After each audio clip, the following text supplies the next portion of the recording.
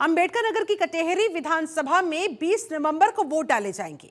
इस सीट पर सब टक्कर देखने को मिल रही है।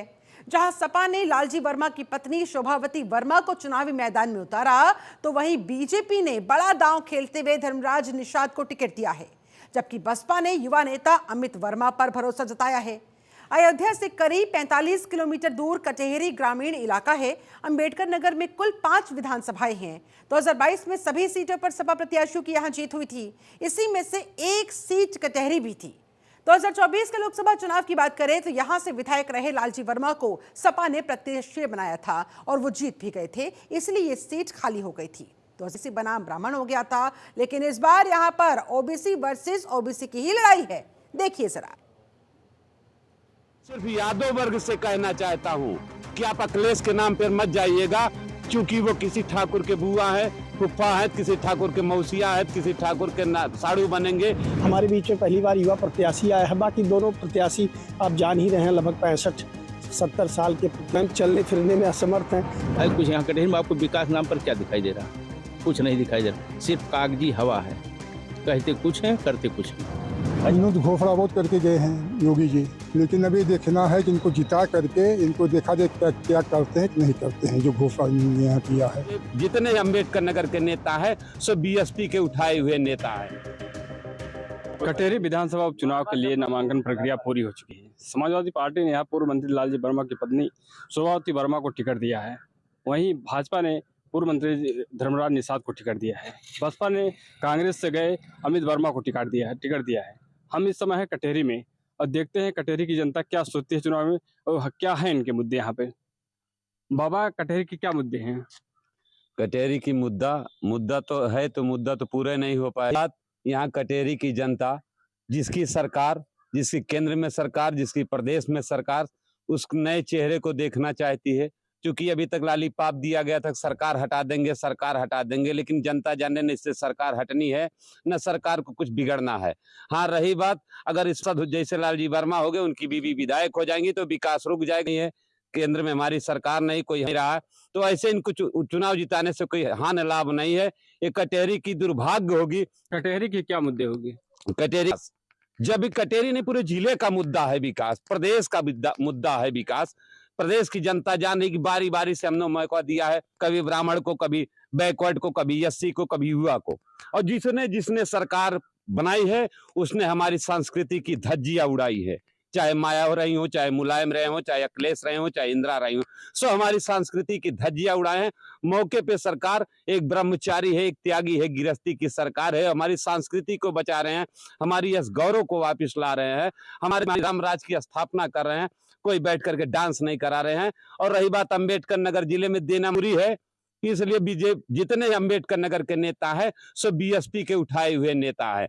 अगर इनकी पिछली बैकग्राउंड देख ली जाए 20 साल पुरानी, तो हिस्ट्री पता चल जाएगी लोग पैसा आया कहां से। ये जनता का ही हक खाए हैं, कारण दिखाते रहे कि हमारी सरकार नहीं है, और जिसकी सरकार भी रही तो उनके कार्यकर्ता ही आनंद किए। लेकिन इस सरकार में न इनके कार्यकर्ता कोई हस्तक्षेप कर रहे हैं, न इनका कोई अधिकारी कर्मचारी हस्तक्षेप कर रहा है। जो सत्य है वो सत्य है। और रही बात, इस सरकार में रहने को घर, शौच जाने के लिए शौचालय, कोटेदार की राशन, बेटा को वजीफा, बाप को पेंशन, दादा को पेंशन, बीबी को पेंशन, बाकी बचा किसान सम्मान निधि, और कितना चीज लेना चाह रही। या तो यही कहो हम कोई काम में नहीं करेंगे, घर बैठे खाएंगे, तो ऐसा सरकार कोई नहीं दे पाएगी। हाँ, कुछ कमियां हैं अंबेडकर नगर जिले में, हम लोग खाली बहकाए में आ जाते हैं। और रही बात कि अगर सत्ता में कटेहरी विधानसभा के, सिर्फ यादव वर्ग से कहना चाहता हूं कि आप अखिलेश के नाम पर मत जाइएगा, क्योंकि वो किसी ठाकुर के बुआ है, फुफ्फा है, किसी ठाकुर के मौसिया है, किसी ठाकुर के साड़ू बनेंगे, किसी ठाकुर के कुछ बनेंगे। क्योंकि संस्कृति का माहौल बिगाड़ दिए हैं इन्होंने। गौशाला खत्म कर दिया, चरागाह खत्म कर दिया, सिर्फ और कानी गौ खत्म कर दिया, सिर्फ ईदगाह, मदरसा, कब्रस्तान घूम घूम के बनवाया है। कभी कृष्ण मंदिर पे पूजा अर्चना नहीं किया, सिर्फ नमाज अदा करता है। आज के ठीक 15 साल पहले भूल जा गए कि अकबरपुर चौराहे पर नमाज अदा किया जाता, कंवरिया वालों को हटा दिया जाता था। आज कंवरिया वालों के ऊपर गुलाब बरसाई जा रही है। पहले हमारे रामलीले का या दुर्गा पूजा का रजिस्ट्रेशन पूछा जाता था, आज खुला दुर्गा पूजा मनाया जा रहा है, रामलीला मनाया जा रहा है, कहीं पत्ता नहीं हिल रहा है। हाँ, अगर फिर गुंडागर्दी, फिर माफियागिरी कराना चाहते हैं तो बात की बात रही। और बाकी सब नगर में वही होगा जिसके पास सबसे ज्यादा रुपया होगा। चाचा, कटेरी में उपचुनाव है, क्या मुद्दे हैं यहाँ के? इस उपचुनाव में भाजपा को जीतना जरूरी है, जो कि वह जो वादा किया है उसको इसके जिताने के बाद पता चलेगा क्या करती है क्या नहीं करती है। बस यही है बात। धर्मराज निषाद एक बार फिर आए हैं, आपकी पहले वो बसपा से यहाँ से जीते थे, अब की बार भाजपा से आए हैं। वो तो जो बसपा से आए बिल्कुल कटेरी को उजाड़ दिए समझ लीजिए, जब बसपा से मंत्री थे जाकर भीटी कर दिए। तो अब की बार तो भाजपा से ही आए हैं। हाँ, तो ये जीतना उनको जिताना है, इसको देखना कि जो योगी जी ने यहाँ घोषणा किया है, जो वादा किया उसका पूरा करते कि नहीं करते हैं। आप लोग धर्मराज को वोट करेंगे, योगी जी के नाम पे वोट करेंगे? नहीं, हम सब भाजपा को वोट देंगे। भैया, क्या मुद्दे हैं यहाँ के? यहाँ के मुद्दे सही हैं। यहाँ से वोट सबसे ज्यादा भाजपा को पड़ेगा। क्यों भाजपा को क्यों वोट पड़ेगा? क्योंकि यहाँ की जनता उन्हें चाह रही है सरकार यहाँ से बने भाजपा की। कौन भाई, यहाँ क्या मुद्दे हैं? यहाँ पे मुद्दे जैसे तमाम मुद्दे हैं। विकास कार्य कहीं ना कहीं से बाधित हुआ है और अब लोगों को अपेक्षा है, जैसे उपचुनाव है, कहीं ना कहीं एक बार मौका मिला है, हो सकता है 2 साल के अंदर कुछ विकास की जो गति कहीं ना कहीं से धीमी पड़ी है, क्योंकि यहाँ पे जितने जनप्रतिनिधि हैं विपक्ष के हैं और विपक्ष के जनप्रतिनिधि होने के नाते कहीं ना कहीं से विकास की जो गति थी वो धीमी हो गई है। तो स्वाभाविक है लोग एक बार मौका देना चाहेंगे। हालांकि दोनों प्रत्याशी तीनों प्रत्याशियों को अगर देखा जाए तो अमित वर्मा को लेके जो है युवाओं में बड़ा जोश है कि युवा हैं, सबसे युवा साथी हम लोग के भाई, सबसे सारे प्रत्याशियों सबसे युवा हैं। तो युवाओं में ये भी है एक चर्चा, आम चर्चा, हमारे बीच में पहली बार युवा प्रत्याशी आया है। बाकी दोनों प्रत्याशी आप जान ही रहे हैं, लगभग 65-70 साल के प्रत्याशी हैं जो में असमर्थ हैं। तो अमित को लेकर लोगों में उत्साह है। अब रही बात जब भाई जातीय समीकरण और तमाम मुद्दे हैं, अब जातीय समीकरण कहाँ किस करवट उठ बैठता है तो देखने वाली बात होगी। रही बात धर्मराज निषाद का कार्यकाल, पिछला 15 वर्ष का कार्यकाल रहा, थोड़ा जो है कहीं ना कहीं से लोगों के मन में ये विचार है कि धर्मराज निषाद जी का जो कार्यकाल था बड़ा स्वच्छ था, कहीं ना उनके ऊपर कोई ऐसा आरोप नहीं लगा है। हाँ, इतना था कि उनके ऊपर एक आरोप महत्वपूर्ण लगता है हमारे क्षेत्र में कि जो है तहसील यहाँ से उठा के उन्होंने भीटी करवा दिया था और यहाँ की जनता, क्या चनैनी तक की जनता, उस चीज़ को काफ़ी दिनों तक झेली। बाद में माननीय मंत्री जी श्री लालजी वर्मा जी उसमें तत्कालीन मंत्री थे, उन्होंने प्रयास करके तहसील को जो है ये जो काफ़ी क्षेत्र भीटी से जुड़ा था उसे काट के फिर अकबरपुर में जुड़वाया। तो सारे लोग कहीं ना कहीं से जो दोनों प्रत्याशी हैं, दोनों बसपा की उपज हैं, बसपा में दोनों हैं और दोनों ही राजनीति के मझे खिलाड़ी हैं और दोनों का देखा जाए तो लंबा ही राजनीतिक इतिहास भी रहा है। तो लड़ाई बहुत टक्कर की होगी निस्संदेह। कौन जीतेगा कौन हारा यह कह पाना बड़ा मतलब मुश्किल होगा। हाँ, ये है कि जनता में ये उम्मीद है कि अभी देखिए ब्लॉक रोड से जिस रोड से आप आए हैं पूरी सड़क गड्ढे में तब्दील हो गई है। आज कटेरी, कहीं ना कहीं से कटेरी का व्यापार एकदम सिमटता चला जा रहा है कि जितनी सड़कें हैं मंडी परिषद की सड़कें 10-10 साल से रिन्यूअल नहीं हुई हैं।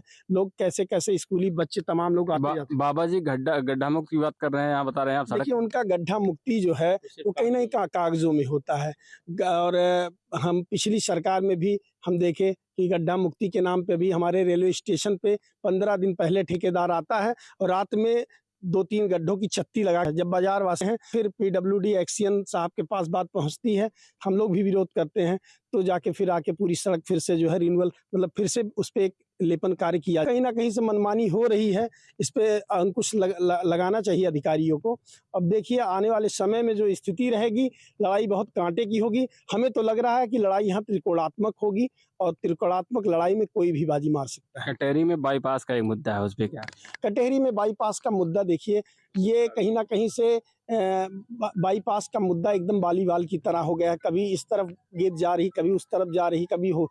पिछली जब सरकार थी तो यहाँ पे डिप्टी CM थे केशव प्रसाद मौर्य, उन्होंने आके उस समय बाईपास की घोषणा की थी।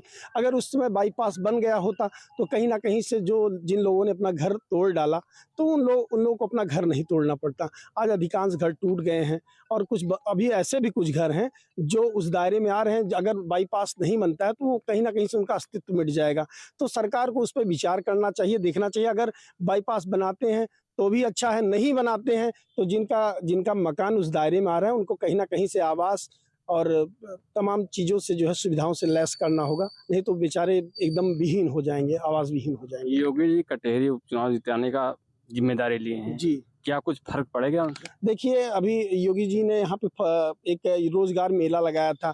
यहाँ हम लोग जैसे हम भी एक छोटे से जनप्रतिनिधि हैं, जिला पंचायत सदस्य हैं, निर्दल जिला पंचायत सदस्य हैं, किसी पार्टी से हम बिलोंग नहीं करते, लेकिन हम यहाँ 10-15 किलोमीटर के दायरे में देख रहे हैं, कोई लड़का ऐसा नहीं मिला जो कहे कि हमको रोजगार मेले का फ़ायदा मिला। तो कहीं ना कहीं से कागजी खाना पूर्ति हो रही है और कोई लड़का हमको ऐसा नहीं दिखा जो इस रोजगार मेले से लाभान्वित हुआ है। तो लोग अधिकारी कहीं ना कहीं से गुमराह करते हैं।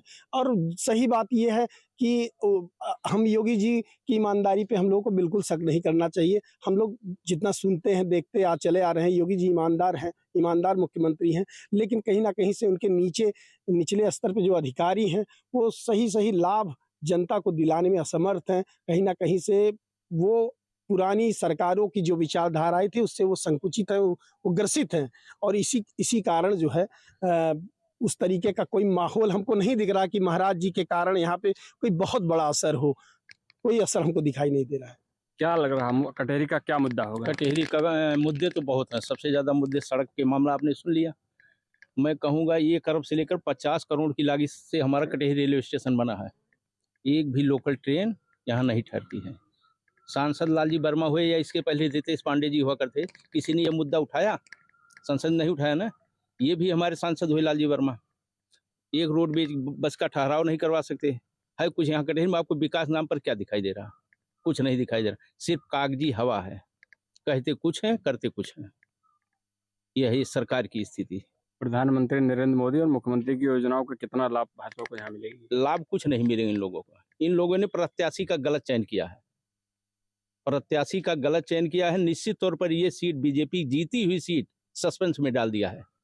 धर्मराज निषाद को टिकट देकर वो 3 बार विधायक और मंत्री रहे हैं। हमने कहा कि आप पिछली बार शाहगंज हारे, आप गोसाईगंज हारे, अकबरपुर हारे, अवधेश 2 बार चुनाव हारे हैं। उन्होंने अब की बार फील्ड में मेहनत किया। उनको भी चाहिए था कि एक बार उनको आजमा लेते। इस सीट से कोई मतलब सरकार नहीं रही है। 2 साल बचा है कार्यकाल, ना तो सरकार बिगड़नी है ना तो सरकार बननी है। इससे उन्हीं को दे दिए होते टिकट। क्यों सिर्फ इन्हीं को दिया गया? या किसी जनरल को दे दिए होते? बार बार वही सीट सिर्फ बैकवर्ड को जा रही है। अवधेश द्विवेदी नाराज चल रहे हैं। नाराजगी बिल्कुल रहेगी। नाराजगी उनकी भी है अंदरूनी और उनके कार्यकर्ताओं की भी है। ये सही बात है जो मैं कह रहा हूँ। निश्चित तौर पर इसका बेअसर परिणाम होगा। असर दिखेगा? असर जरूर दिखेगा। मैं आपको बता रहा हूँ, ये सच्चाई भी है। कोई बोलेगा नहीं आपको इस बारे में, लेकिन असर दिखेगा। भैया युवाओं का रोजगार का कितना बड़ा मुद्दा होगा? रोजगार का मुद्दा हमने बताया। अभी रोजगार मेला इतना बड़ा आयोजित हुआ, स्वयं मुख्यमंत्री जी आए, लेकिन हम यहाँ पे सही बात यह है 10 से 15 किलोमीटर के दूर में हम लोग अगर देख लें, अभी हमने तमाम युवा साथियों से बात किया, कहीं किसी को उसका फ़ायदा दिखता नज़र नहीं आया। तो कहीं ना कहीं से वो कागजी खाना पूर्ति थी और उसका लाभ कहीं भी ज़मीनी धरातल पे नहीं दिख रहा है।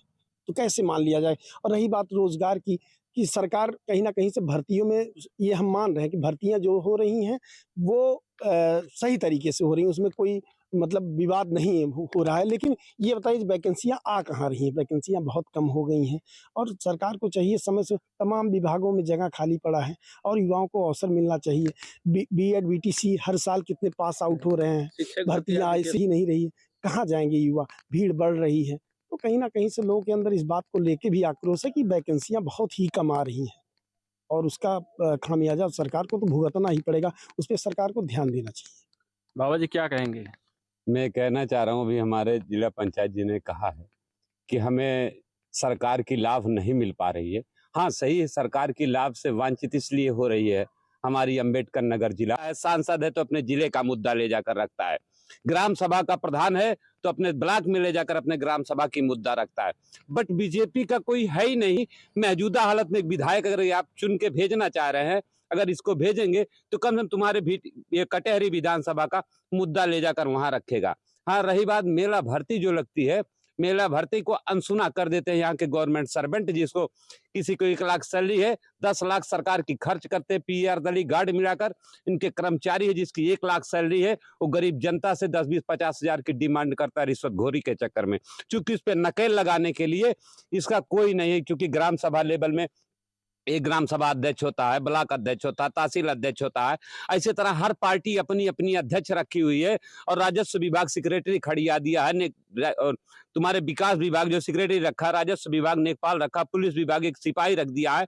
फिर भी भ्रष्टाचार क्यों रुक नहीं पा रहा है? क्योंकि सब जितने उसमें मिले वो भ्रष्टाचार से मुक्त है। वो भ्रष्टाचारियों के साथ दे रहे हैं, उनसे पैसे धन उगाही कर रहे हैं, पैसे वाला आगे बढ़ता जा रहा है। और रही बात पुख्ता प्रमाण अगर देखना चाहते हैं अम्बेडकर नगर में क्यों इन्हीं को दिया जाता है, तो अम्बेडकर नगर जिले में खुला चैलेंज देता हूं, कोई मूस का दवाई बेचने वाला है, कोई राम मिलन कंपनी नचनिया है, कोई गोसाईगंज परवर बेचने वाला है, कोई बाउजक पस्सी का बस्ता ढोने वाला है, कोई इलाहाबाद में लोग उसके साथ गिल्ली डंडा खेलने वाला है। लेकिन आज हमारी जनता का लूटा हुआ धन सबके पास कम से कम 10 करोड़ से ऊपर है। सबकी बहुएं सोने की, बिछुआ सोने की पायल पहन के घूमती हैं। लेकिन गुणात्मक रहेगी। कई पार्टी में भी कुछ विरोध उठाते हैं, जी कहीं कुछ विरोध दिख रहा है? नहीं, विरोध अभी तो ऐसा कुछ नहीं दिख रहा, क्योंकि यहाँ कुछ लोग जो है पार्टी के खिलाफ प्रचार कर रहे थे। समाचार पत्रों के माध्यम से, सोशल मीडिया के माध्यम से हम लोगों को भी जानकारी मिली कि वो लोग, उन्होंने अपना समर्थन दे दिया। जिस दिन शिवपाल यादव जी आए थे अम्बेडकर नगर में, अपना समर्थन दे दिया और अब कहीं ना कहीं से सब एकजुट होके जो है इस चुनाव मैदान में लालजी वर्मा जी के साथ ही दिख रहे हैं। यही स्थिति है।